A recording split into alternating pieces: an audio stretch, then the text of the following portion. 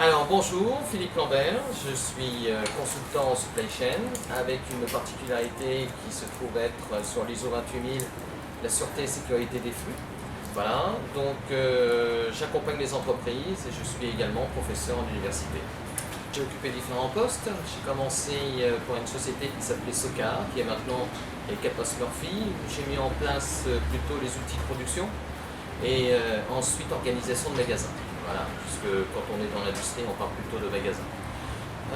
Après, au bout de 2 ans, j'ai donné encore une fois ma démission et je suis rentré dans une société pendant 11 ans, où là j'ai commencé comme responsable de production jusqu'à l'installation avec différents objectifs, enfin d'abord différentes missions, responsable de prod et ensuite responsable logistique, où là j'avais de l'administration des ventes jusqu'à l'installation sur les chantiers. En termes de management, alors j'ai oublié d'en parler auparavant, mais j'ai commencé avec bien entendu comme chef d'équipe à peu près autour de 10 personnes à manager et j'ai été jusqu'à 120 personnes. Voilà. Une fois ces parcours terminés, je suis rentré dans l'aéronautique où là j'ai été responsable logistique pendant 1 an et ensuite directeur logistique pendant 4 ans dans une société aéronautique, avec différents chefs de projet, parce que la logistique, c'est pas seulement que le travail de tous les jours, c'est aussi anticiper, c'est aussi revoir notre organisation. Et de ce fait, eh bien, j'ai eu comme chef de projet, par exemple, à l'époque de l'Airbus A380, entre autres la jonction L-Tronçon. Voilà. Et une fois ça terminé, eh bien, j'ai préféré me lancer, je dirais, dans le consulting, où j'ai commencé en 2006. Voilà, nous sommes en 2012 aujourd'hui, en 2006. Et là, j'ai changé un peu d'orientation puisque j'étais plutôt de la logistique industrielle et je fais plutôt maintenant de la logistique de distribution.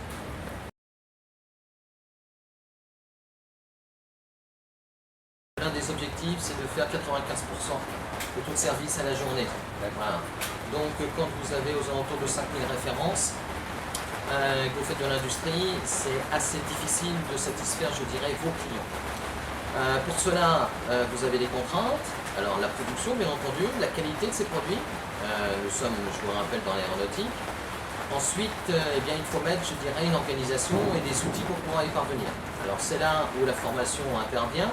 C'est qu'on va parler de PDCA, on va parler de Kanban, on va parler de gestion de stock. On va parler parce que les stocks ont une grande importance. Il faut savoir que lorsque vous commencez à avoir, je dirais, un stock de matières premières, eh bien, il faut savoir à quel moment vous allez avoir vos rouleaux d'étranglement en ligne de production, à quel moment vous allez avoir, je dirais, la valeur ajoutée de vos pièces, et ensuite, bien entendu, eh bien, les encours et votre stock final. Voilà.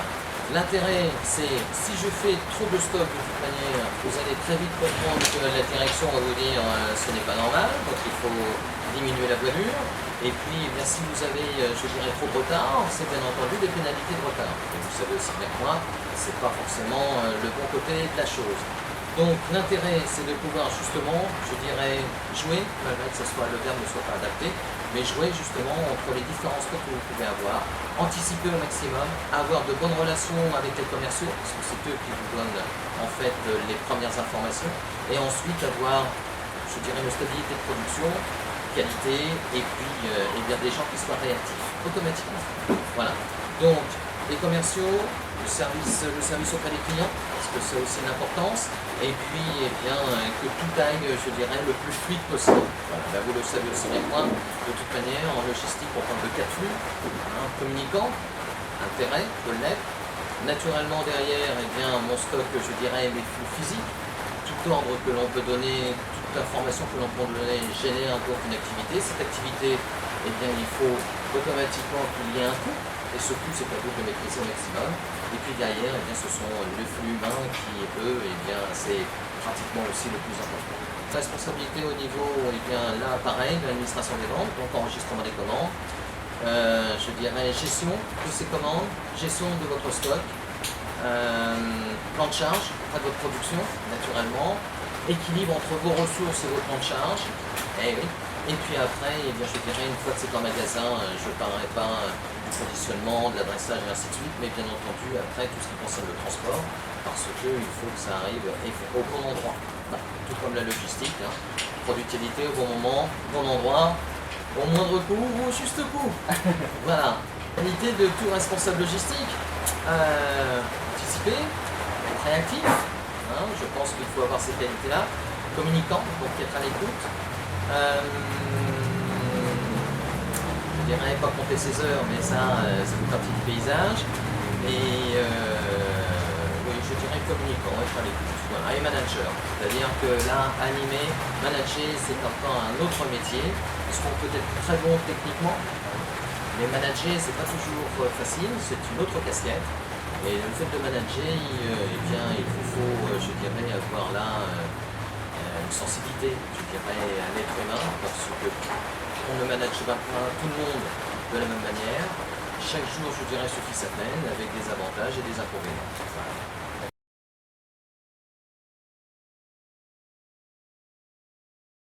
C'est avéré en fait que j'ai plutôt des missions dans la distribution. Alors quand je disais de magasins auparavant dans les stocks, bien naturellement on va parler d'entrepôt. Quand on parle d'entrepôt, c'est encore une autre organisation, très souvent avec un peu plus de personnel quand même, mais avec pareil, un travail anticipé sur les missions, particulièrement sur la partie de commande, avec après bien l'organisation des chemins de préparation. Parce que c'est eux en fait qui apportent, je dirais, la valeur ajoutée. Je ne dis pas, je ne délivre pas les autres fonctions, bien au contraire, mais je dirais que j'ai beaucoup de sensibilité sur, je dirais, le pôle préparation. Alors, à cela, eh bien, j'ai proposé des services, ça a fonctionné assez rapidement. Je travaille pour des enseignes, je dirais, assez importantes, voilà. Néanmoins, je n'ai pas voulu me cantonner à ça. C'est ce que je disais dans la présentation de départ sur la sécurité, qui est en fait une norme qui intervient depuis 2008. Et de ce fait, j'accompagne en fait des entreprises là, au fond de l'industrie pour pouvoir justement avoir cette qualité de sûreté, sécurité, sûreté en fait des flux. La difficulté des consultants, c'est que vous devez rester très bon technicien. Vous devez être au courant, je dirais, en veille technologique. Et puis, il faut aussi avoir, je dirais, une fibre commerciale. Voilà. Et assez simple pour pouvoir gérer en fait ces trois cordes. Puisque si vous êtes mauvais en termes de communicants, en termes de clients, vous avez du mal à trouver les contrats. Et si vous êtes très bon en technicien, mais vous ne savez pas vendre, eh bien, ça risque aussi de réduire un peu votre état d'esprit. Voilà.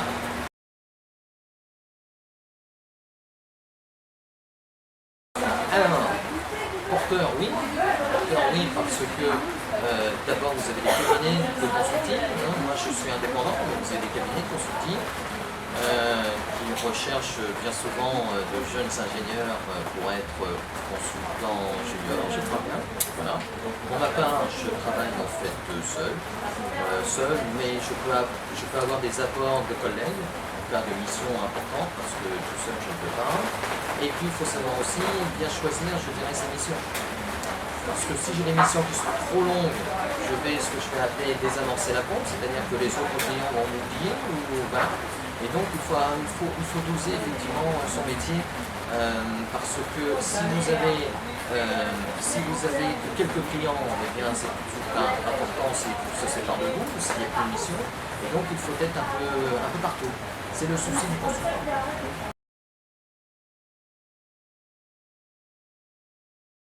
Le souci en fait premier, c'est de bien trouver le besoin de votre client. Parce qu'au départ, il y a une demande, tout à fait, il y a une interrogation, ou il y a plusieurs interrogations, c'est à vous de bien cibler, de bien comprendre le besoin du client. Il faut encore une fois bien travailler en amont pour pouvoir faire son travail correctement.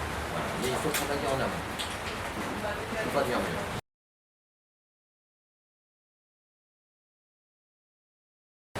Alors, il y a à mes yeux une grande différence. La logistique, c'est ce que l'on va mettre en place chez soi.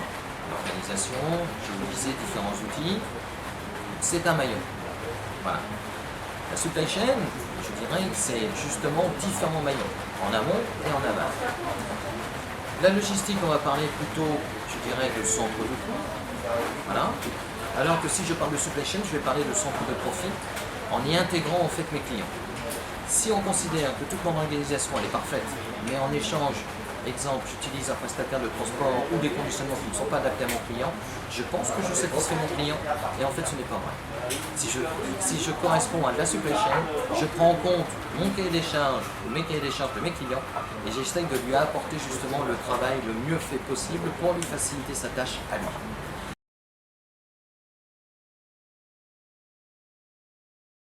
Donc pour les étudiants, force de proposition, écoute, communicant, et puis aimer ce que l'on fait. Voilà. Et de toute manière, on ne peut pas arriver à un poste de responsable manager, il faut à mes yeux passer par étapes. Voilà. Essayer d'aller voir des entreprises, ne pas se cantonner à la même entreprise. Chaque entreprise est en fait une organisation à part. Vous pouvez même avoir une procédure standard et vous apercevoir que différents entrepôts vont fonctionner différemment malgré la procédure. Donc il ne faut pas non plus penser qu'il faut quantifier, c'est pas sous peine que j'ai énormément de personnes ou que je suis meilleur, ça ne veut rien dire. Je dirais que c'est une question de culture de l'étudiant. Voilà. Si vous voulez rentrer dans un groupe, vous serez plutôt cantonné. Si vous rentrez dans une PME, PMI, vous aurez en échange plus d'avantages de travailler sur différentes fonctions et donc ça vous fera découvrir la supply chain. C'est une question d'individu, mais il faut être passionné tout le temps.